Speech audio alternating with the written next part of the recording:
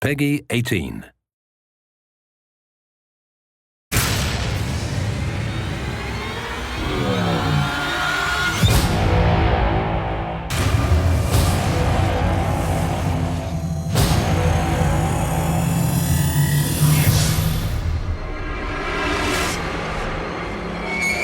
One of the things that we really wanted to make sure that we did with Inversion is that we integrated the gravity powers into the game in a meaningful way so that they didn't feel forced. It feels much more like it's part of the experience. And not only that, but we've tied it into the story, we've tied it into the environments, and in many respects we've substituted gravity with some of the other weapons you might have in the game, so not only does it not feel forced, or it's all the player has.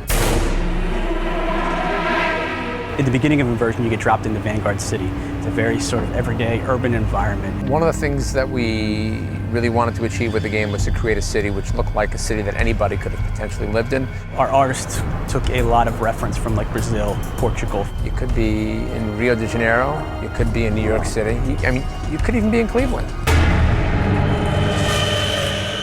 As the player progresses through the game world and the story opens up, and the environments will get wackier and wackier. So you start to see the Lutadores build their sort of structures out off of your walls. You will see some pretty different things as you progress, and then once you get to the end, it's going to be something like you've never seen before. The interesting thing actually is when we started to work on the game, the original concept was just gravity.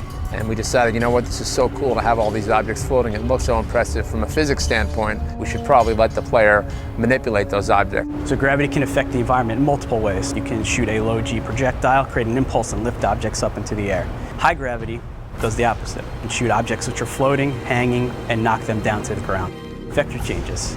So vector changes really give us the opportunity to play with the environment. You're standing on the floor, and the next thing you know, you're standing on the side of one of those skyscrapers. And that's awesome. It's kind of trippy, kind of like an Escher drawing or painting. The last way gravity is used in our game is zero gravity environments. The players can actually navigate through these floating environments, grabbing onto different pieces of cover and floating from object to object. Our attitude, by the way, with regards to the cover system and shooting is that we don't need to reinvent the wheel. There are games out there that are doing it really well. Having said that, you know, we obviously wanted to innovate. So we've had to establish a cover system which works in zero gravity. When you hop into this environment, I can jump here, here, here, here, here, move around objects, move under, around them, really 360 degrees of cover and movement.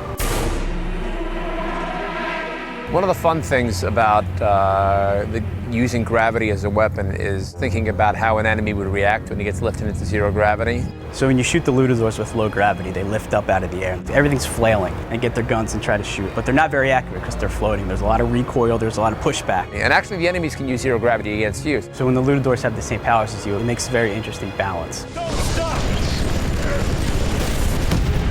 When we started to develop Inversion, one of the things that we really wanted to focus on was advanced physics. Tons of things are destructible in Inversion. Everything from cover to cars to just debris, all kinds of things in the game are destructible. We work with Havoc on creating Havoc Destruction. So Havoc Destruction really allows us to do a lot of cool things that really haven't been seen before. Just completely just mess up and just destroy everything around you. Not only are we doing incredible things with physics and destruction on the single player campaign, but we're allowing for that physics to take place in multiplayer as well. No one's doing that.